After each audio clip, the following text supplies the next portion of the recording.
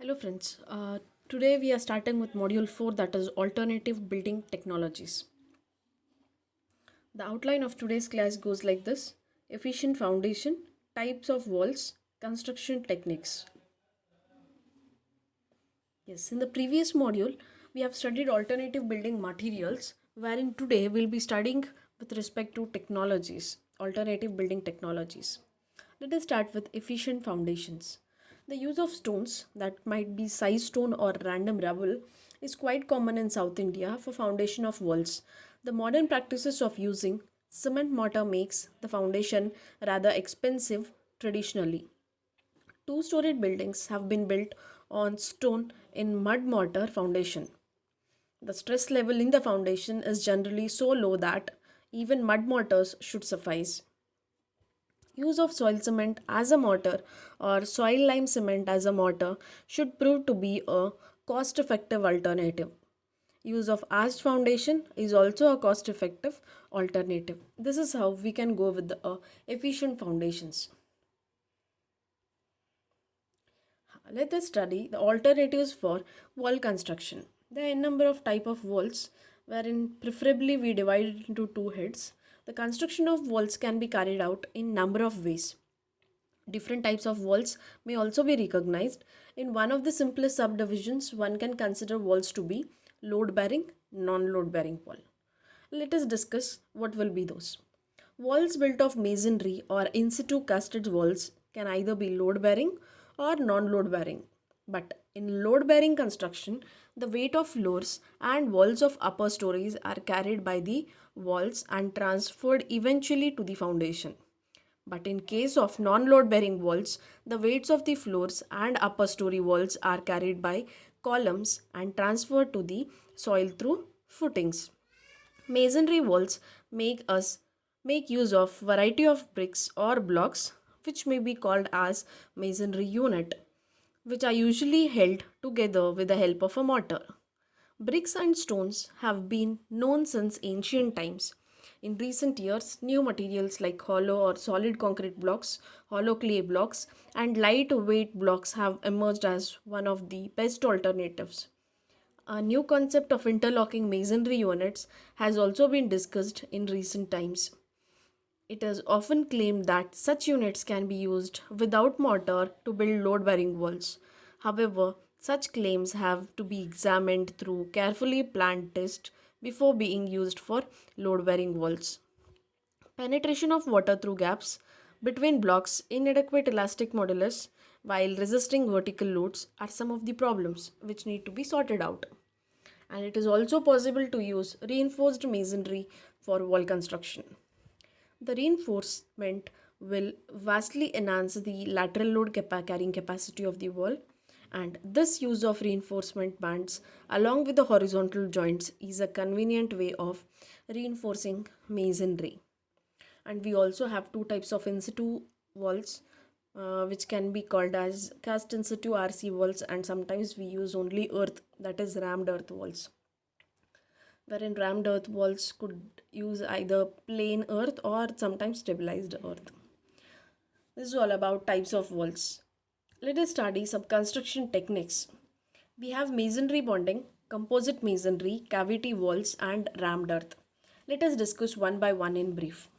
Coming to the masonry bonding, a large variety of bonding techniques may be considered in masonry construction. In conventional brick masonry, English bond and Flemish bond are well known. English bond is the most common made construction in India when blocks are not proportioned in the way in which burnt brick is. These bonds are no longer feasible. For instance, when we take hollow concrete blocks of size, you can just see in the picture, 40 by 20 by 20 centimeters are used. The blocks have to be kept in stretcher bond, leading to a wall thickness of 20 centimeters and a course height of 20 centimeter, as you can see in the picture.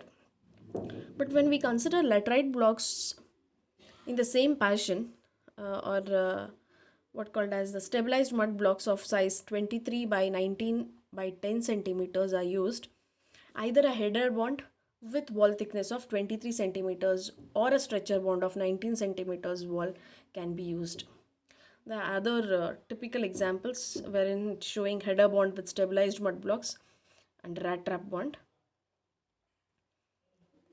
The concept of rat trap bond was popularized by Laurie Baker in Kerala in the 70s.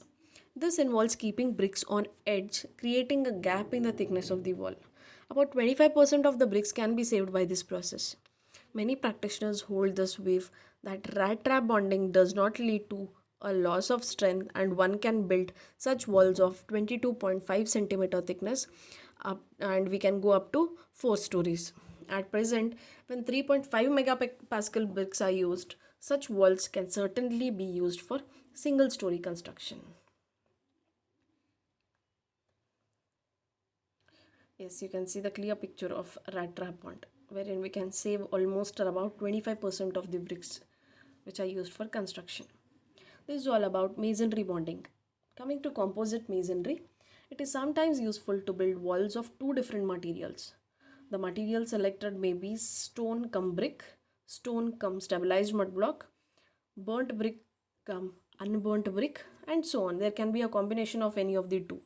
This can lead to using a very durable material on the external face and a material of moderate durability in the interior. Very often, such methods are useful in cost reduction and reduction in wall thickness. You just can see that in the picture. That there is a combination of two types. You can see composite stone with the brick masonry. And it is also important to know that two layers of different materials need to be bonded by periodic use of through stones, wherein you can see the through stones.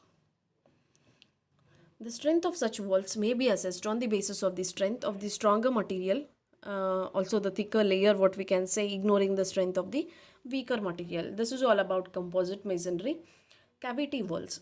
Such walls are common in Western countries to improve the thermal insulation of the walls. In countries like India, such concepts may be used in very hot regions to prevent penetration of solar heat through walls. However, it must be observed that the overall thickness of the wall may have to go up to more than 40 centimeters if these techniques are to be effective.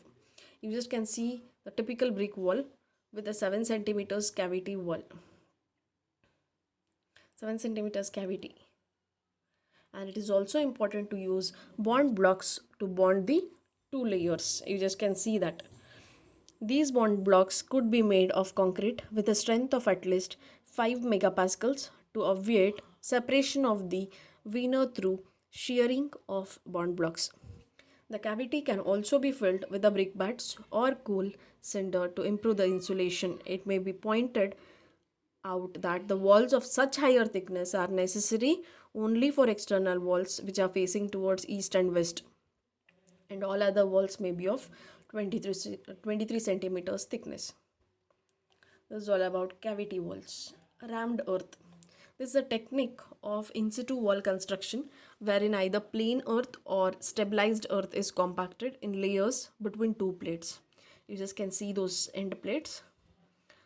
The first figure shows you the typical picture of what called as rammed earth mold along with rammed earth wall construction. And a dry density of about 1.85 gram per cc has to be achieved for good performance of rammed earth walls.